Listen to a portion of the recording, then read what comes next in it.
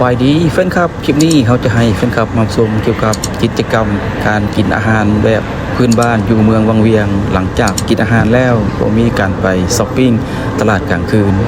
กิจกรรมหลักมื้อนี้เขาจะพาให้แฟนคลับเขามาเบิ่งหม้อฮ้อนหรือว่าจุ่มหม้อฮ้อนซึ่งประกอบไปด้วยพืชผักและก็ซีนปูปลาหน้าน้ำถือว่าครบเสร็จเนาะมีหลายอย่างเนาะมีประเภทไก่ไส้กรอกหรืออาหารต่างๆหลังจากกินแล้วก็จะไปเลาะตลาดกลางคืนซึ่งบ่ไกลจากจุดที่เฮากินชิ้นจุ่มเนาะหรือว่าหม้อฮ้อนฮอตพอตนี่ถือว่าจะเป็นจุดหนึ่งเป็นจุดไฮไลท์ก่อนคนจะไปช้อปปิ้งหรือว่าจะพักผ่อนก็ต้องมานั่งกินชิวๆอาหารบ่แพงเนาะ50,000 แสนกีบแสนปลายก็แล้วแต่เฮาจะเลือกเนาะเขาจะขายเป็นไม้เป็นอันนึง 5,000 เนาะคือสามารถเลือกได้ตามสบายนั่งแบบชิวๆก่อนจะไปช้อปปิ้งเนาะว่าจะจังได๋อันนี้ก็เป็นจุดหนึ่งไฮไลท์หนึ่งของอยู่เมืองวังเวียงที่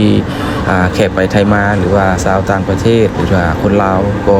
นิยมมานั่งกินอยู่นี่เพราะว่าเป็นอาหารที่แซ่บแล้วก็ของสดๆปรุงแต่งแบบสบายกันเองเนาะถือว่านี่เป็นไฮไลท์หนึ่งต่อกับกิจกรรมอยู่เมืองวังเวียงกระซั่นถ้าไปในเขตจุดเมืองวังเวียงอย่าลืมไปโซนตลาดกลางคืน Night Market so when you to Wang Vieng try to enjoy your eating along the street before you go to shopping in the night market in Wang Vieng so this place is very popular and it's highlight street for tourists in Laos or another provinces another country to visit Wang Vieng they will drop here for eat the green production or green vegetable and you see around this is quite relaxed times for family or friends sit in on the street so I think it's good place for relax before you traveling to another province or go to another tourist site in Wang Vieng so don't forget to come here and visit this and you will enjoy หลังจากนั้นเราก็จะได้มาเบิ่งว่าการช้อปปิ้งจะมีอย่างแน่ก็มีผลิตภัณฑ์หลายอย่างให้แก่ผู้ท่องเที่ยวมาซื้อเนาะโดยเฉพาะแม่นมีผลิตภัณฑ์แฮนด์เมดเนาะเฮ็ดโดยแฮนด์เมดก็มีหรือว่าหัตถกรรมถือว่าคนต่างชาติชาวนุ่มหรือว่าผู้คนไปไกลมาก็จะมาแวะมาซื้อสินค้าก็บ่แพงที่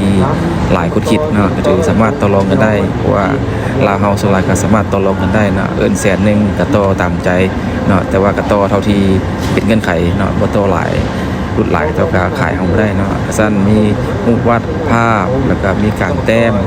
แล้วก็มีเสื้อผ้าสำหรับหลายรูปแบบให้แก่นักท่องเที่ยวได้สวมใส่หรือว่าเอาไปนุ่งเป็นแบบสบายๆพื้นเมืองเย็นสบายเนาะถือว่านี่ก็เป็น